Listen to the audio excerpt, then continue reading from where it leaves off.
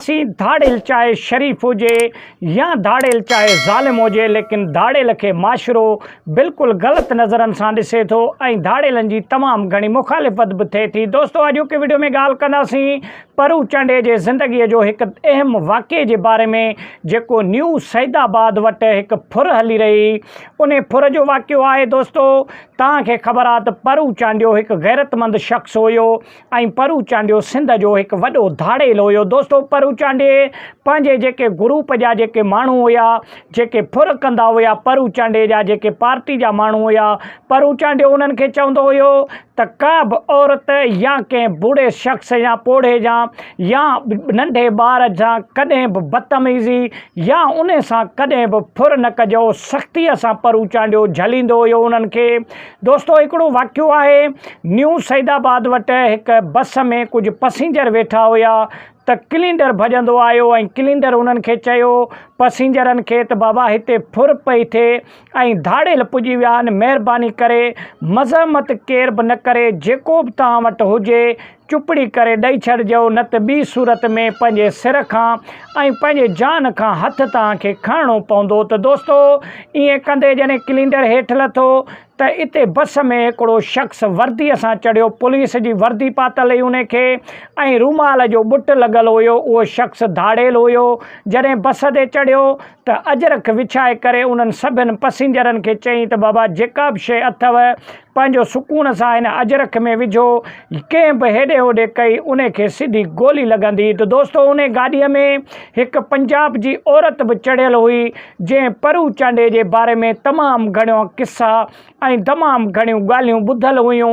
ऐं परू चांडे जो इहे बि ॻाल्हियूं उन्हनि खे ॿुधल हुयूं त औरत जी तमामु घणी परू चांडियो इज़त कंदो आहे। त दोस्तों उन शख़्स जूं वालियूं बि उन औरत जूं लाथियूं वयूं ऐं उन फुर करे जॾहिं हेठि लथो उहो धाड़ेल त वरी ॿियो धाड़ेल कद जो नंढड़ो, उन खे बि पुलिस जी वर्दी पातल हुई, उहो बि उन बस ते चढ़ियो त उन माईअ हकल कई त परू चांडियो काॾे वियो। परू चांडे जा हेॾा किस्सा ऐं हेॾियूं ॻाल्हियूं मूं ॿुधियूं हुयूं त परू चांडियो छा सिंध में मरी वियो।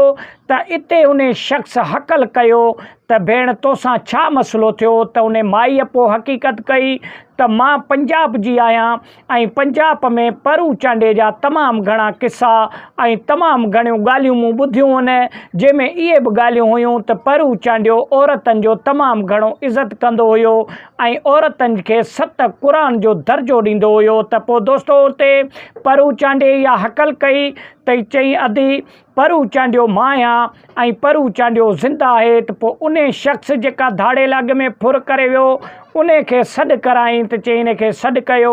पोइ जॾहिं उहो आयो उन गाॾीअ में त उन गाॾीअ में जॾहिं पहुतो त उन धाड़ेल खे परू चांडे चयो त इहो रूमाल हिते रख, त जेके शयूं जिन्हनि जिन्हनि जूं आहिनि उहे हिन न्याणीअ जे करे, हिन औरत जे करे तव्हां पंहिंजूं सभई वापसि खणो।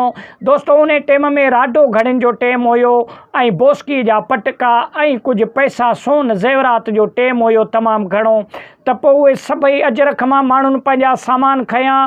पोइ उन औरत खे परू चांडे मथे ते हथु रखी चयो त चई अम्मा हर क़ौम में, हर माण्हूअ में ऐं हर घर में को न को अहिड़ो बुरो ऐं बदतमीज़ शख़्स लाज़मी हूंदो आहे।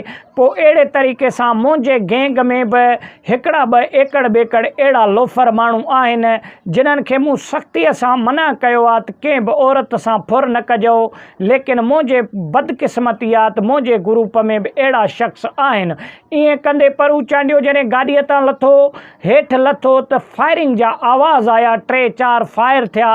त जॾहिं उहे पैसेंजर लही हेठि ॾिठऊं त जेको शख़्स फुर करे वियो उन्हनि माण्हुनि खां, त परू चांडे उन पंहिंजे साथीअ खे गोलियूं हणी मारे छॾियो। छाजे करे परू चांडियो हिकु असूलमंद धाड़ेल हुयो ऐं परू चांडियो पंहिंजे असूलनि ते कमरो पाइज़ कॾहिं बि न कंदो हुयो।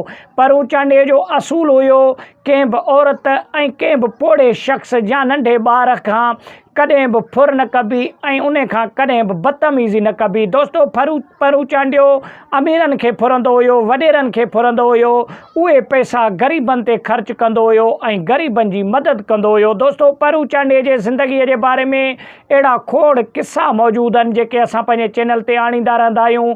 चैनल किथां बि सुठो लॻे लाइक ऐं शेयर कयो ऐं चैनल खे सब्सक्राइब करे सुठो कमेंट ॾेई पंहिंजे राय जो इज़हार लाज़मी